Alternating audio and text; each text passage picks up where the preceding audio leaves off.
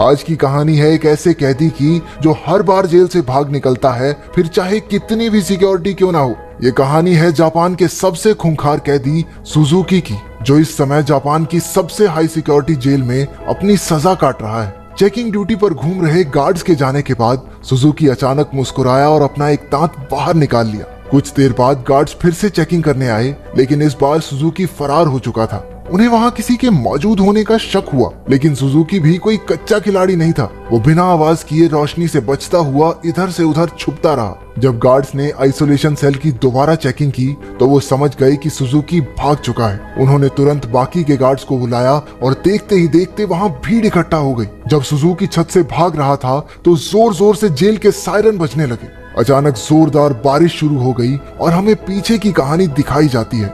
12 साल पहले कुछ कैदियों को एक जेल में लाया गया था। उनमें से एक सुजुकी भी था जो वहां 10 साल की सजा काटने आया था। क्योंकि वो कभी कुछ बोलता नहीं था तो सबने मान लिया कि वो शायद गूंगा है। उसकी छाती पर माउंट फिजी का उल्टा टैटू भी था। सुजुकी उस समय भी जेल से भागने के लिए मशहूर था और अब तक 3 बार ऐसा कर चुका था। इसके बाद सुजुकी को एक छोटे से कमरे में लाया गया जहां सिर्फ एक रोशनदान था। उसने रोशनदान को ध्यान से देखा। उसके दिमाग में जरूर कुछ चल रहा था। बाहर गार्ड ने जेल के वार्डन मिस्टर कानीमुरा से कहा कि सुजुकी इस बार तो हरगिज नहीं भाग पाएगा, लेकिन जैसे ही उसने शीशे से देखा सुजुकी तो पहले ही गायब हो चुका था। वार्डन ने पूरे शहर को घेरने के ऑर्डर्स दिए ताकि सुजुकी किसी भी हालत में बच ना पाए, लेकिन गार्ड्स ने तो उसे 20 ही मिनट में पकड़ लिया। पता नहीं क्यों पर सुजुकी ट्रेन की पटरी पर सीधा भागता जा रहा था। इसके बाद उसे फिर से उसी कमरे में कैद कर दिया गया, लेकिन इस बार उसके हाथों में हथकड़ियां थी। जब एक गार्ड ने अंदर झांक कर देखा तो सुजुकी मुंह पर चादर ओढ़े सो रहा था।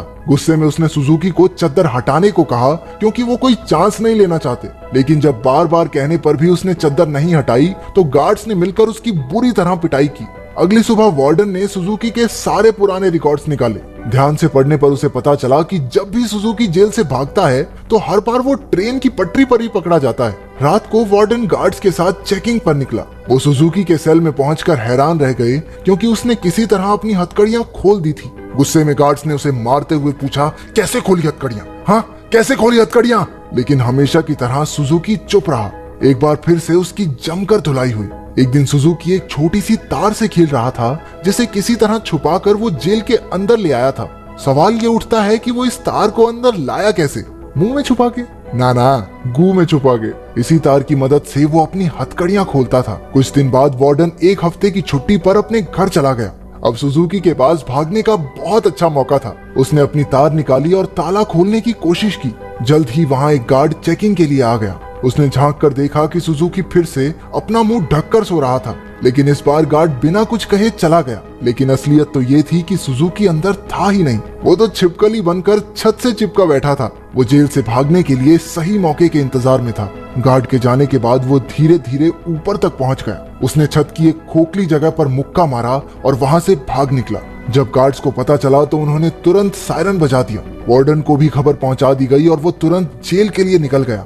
अगली सुबह पुलिस वाले सुजुकी को पकड़ने का प्लान बना रहे थे, तभी वार्डन भी वहां पहुंच गया। उसने कहा कि सारे प्लान छोड़कर सिर्फ एक टीम पास की ट्रेन की पटरियों पर भेज दो। ऑफिसर्स को भी लगा, अरे बूढ़ा हो गया वार्डन, दिमाग सठिया गया इसका, अरे वो पागल थोड़ी है, हर बार सेम जगह जाएगा। लेकिन जब वार्डन ने उन्हें विश्वास दिलाया कि उसे 100% भरोसा है कि सुजुकी वहीं मिलेगा, तो उन्होंने उसकी बात पर भरोसा करके टीम भेज दी और उसकी बात सच भी निकली। सुजुकी को एक बार फिर से ट्रेन की पटरियों पर पकड़ लिया गया। जेल से निकलने में तो ये चाचा चौधरी बन जाता है, कंप्यूटर से तेज दिमाग। बाद में क्या हो जाता है इसे? क्योंकि वार्डन की सूझबूझ की वजह से सुजुकी पकड़ा गया तो उसके काम से खुश होकर उसे प्रमोट कर दिया गया। अब वो एक बड़ा ऑफिसर बन चुका था जो देश की सारी जेलों में जाकर कैदियों की हालत की चेकिंग करता था। उधर सुजुकी एक बार फिर से भाग निकला और फिर से पटरियों पर पकड़ा गया। हर साल उसे एक नई जेल में भेजा जाता जिसमें और ज्यादा टाइट सिक्योरिटी होती, लेकिन वो हर जगह से बचकर निकल जाता था। इसी वजह से मीडिया ने उसे स्टार भगौड़े का खिताब दिया और वो पूरे देश में मशहूर हो गया। 12 साल बाद उसे सेंट्रल जेल में लाया गया। यहाँ वो कड़ी सिक्योरिटी में था क्योंकि 10 गार्ड सिर्फ उसी पर निगरानी रखने के लिए खड़े थे। उसका कमरा भी पूरी तरह सीमेंट से बना था और दरवाजे पर कई ताले थे। ये वही आइसोलेशन सेल है जो हमने कहानी की शुरुआत में देखा था। गार्ड्स के जाने के बाद सुजुकी ने चारों ओर नजर दौड़ाई। वो एक बार फिर से भागने की तैयारी में था, एक गार्ड ने खाना लाकर उसके सेल में रखा, लेकिन उसके जाने से पहले ही सुजुकी ने उसे पकड़कर हथकड़ी लगा दी। गार्ड ने तुरंत सीटी बजा दी, जिससे कई और गार्ड्स वहां आ पहुंचे। उन्होंने मार मार कर उसकी बुरी हालत कर दी। होश आने पर सुजुकी ने दरवाजे से गार्ड्स को जाते देखा। उसके चेहरे से खून टपक कर लोहे की सलाखों पर गिर रहा था। अगली सुबह गार्ड्स ने उसकी हथकड़ियों पर कुछ और पेंच कस दिए ताकि इस बार वो उन्हें खोल ना पाए। जाने से पहले वो एक बार फिर से उसके शरीर की थोड़ी मेंटेनेंस करके गए। इसी तरह सुजुकी के दिन बीत रहे थे। वो जानबूझकर गार्ड से पंगे लेता, वो उसे मारते और फिर वो अपना खून लोहे की सलाखों पर टपकाता। एक दिन गार्ड्स ने उसे इतना मारा कि उसका दांत टूटकर गिर गया, लेकिन सुजुकी ने उसे उठा लिया और उसे देखकर अजीब तरीके से मुस्कुराने लगा। ऐसा लग रहा था जैसे ये सब उसके प्लान का ही हिस्सा है। इसके बाद सुजुकी दीवार पर अपने दांत से कुछ बनाने लगा। कुछ हफ्तों बाद सुजुकी ने एक और गार्ड पर हमला कर दिया। इस बार उसे सबसे खतरनाक सजा दी गई। उन्होंने उसे एक लंबी जंजीर से बांधकर ऊपर लटका दिया। 1 साल बीत गया और सुजुकी अभी भी सजा काट रहा था। उसकी हालत बहुत बुरी हो चुकी थी। शरीर सड़ने लगा था और उसके घावों पर कीड़े पड़ चुके थे। आखिरकार उस शाम गार्ड्स ने आकर उसकी जंजीरें खोल दी। पूरे 1 साल बाद उसे चैन की सांस आई थी। उधर पुराना वार्डन मिस्टर कानेमुरा वहां की जांच करने पहुंचा। उसने आइसोलेशन सेल में जाकर देखा कि सुजुकी की हालत बहुत खराब थी, लेकिन वो उसे नजरअंदाज करके वहां से चला गया। इसके बाद वही रात आई जहां से कहानी की शुरुआत हुई थी। जब बाहर बिजली कड़कने लगी तो सुजुकी ने अपने प्लान को अंजाम दिया। उसने अपना दांत निकाला और हथकड़ियों के पेंच खोलने लगा। असल में सुजुकी दीवार पर दांत से कुछ बनाता नहीं था, बल्कि वो तो उसे घिस घिस कर तीखा कर रहा था ताकि उसके इस्तेमाल से पेंच खोल सके। हथकड़ियों से आजाद होकर उसने दरवाजे पर जाकर लोहे की सलाखों को धक्का देना शुरू किया। लगातार खून टपकने की वजह से सलाखों पर जंग लग चुका था। कुछ ही पलों में सलाखें टूट गई और सुजुकी जेल से फरार हो गया। इसके बाद सुजुकी के जन्म की कहानी बताई गई। उसके पैदा होते ही उसकी माँ की मौत हो गई थी और उसका बाप जेल में सड़ रहा था। इसी वजह से वो अपने रिश्तेदारों के घर पला। एक दिन सुजुकी जंगल में प्रैक्टिस कर रहा था जब उसे दूर से एक आदमी आता दिखाई दिया। ये कोई और नहीं उसका बाप था। उन्होंने कुछ समय बातें की और तभी उसने अपने पिता की छाती पर माउंट फीजी का एक टैटू देखा। बदकिस्मती से जल्द ही वहां कुछ पुलिस वाले आ गए जो सुजुकी के पिता को पकड़ना चाहते थे। वो उन्हें देखकर रेल की पटरी पर सीधा सीधा भागने लगा। इस दिन सुजुकी ने कसम खाई कि एक ना एक दिन अपने पिता से जरूर मिलेगा। वर्तमान समय में सुजुकी फरार होकर एक बार फिर से पटरियों पर दौड़ रहा था।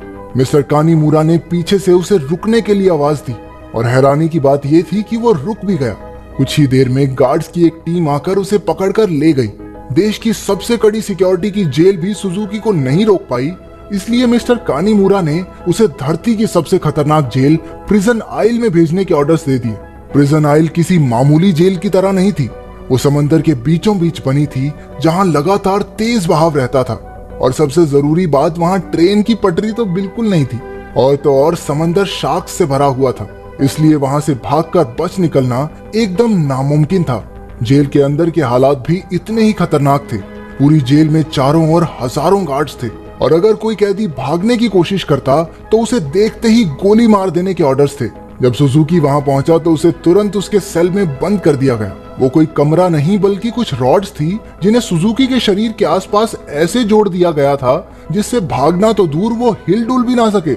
उधर कानीमुरा ने जेल की लाइब्रेरी में जाकर सुजुकी के बारे में जानकारी निकालनी शुरू कर दी। ढूंढने पर उसे कुछ पुरानी फाइल्स मिली जिन्हें वो पढ़ने लगा। उधर जेल में सुजुकी ध्यान लगाकर खड़ा था। हालांकि बाकी लोगों के लिए वहां से भागना नामुमकिन था, लेकिन सुजुकी के दिमाग में कुछ तो खिचड़ी पक रही थी। अचानक उसने अपने दोनों कंधों को डिसलोकेट कर लिया और उस छोटी सी जगह से सिकुड़कर धीरे धीरे बाहर निकलने लगा। एक कैदी ने उसे ऐसा करते देख लिया, लेकिन वो इतना नशे में भंट था कि कुछ बोल नहीं पाया। उधर कानीमुरा अभी भी अपनी रिसर्च कर रहा था कि जेल के सायरन बजने लगे। हालांकि परेशान होने की बजाय जेल का वार्डन खुश हो गया, क्योंकि वहां से बचकर निकलने का कोई रास्ता था ही नहीं। ऊपर से आज सारे गार्ड्स को एक कैदी को गोली मारने का मौका मिलेगा।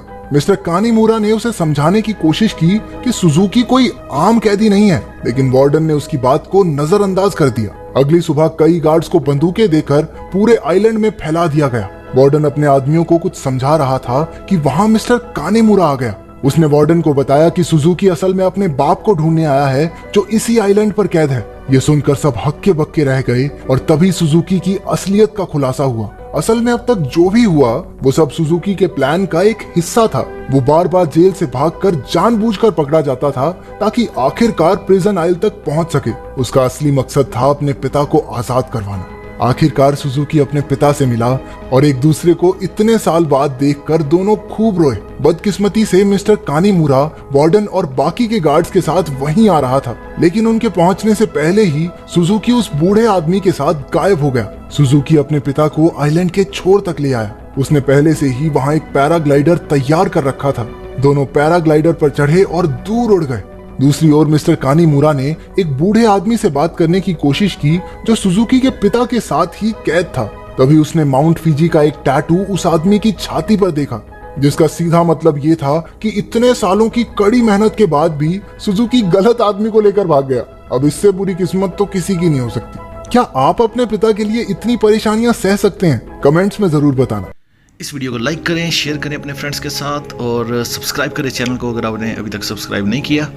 और नेक्स्ट वीडियो में आप लोगों से मिलते हैं किसी ब्लॉकबस्टर मूवी का या सीज़न का रिव्यू और एक्सप्लेनेशन लेके। तब तक के लिए अपना ख्याल रखें, अपने से जुड़े लोगों का ख्याल रखें। But I've known you too long, it hurts to watch your blue eyes fade to gray as you fade away, as you fade away.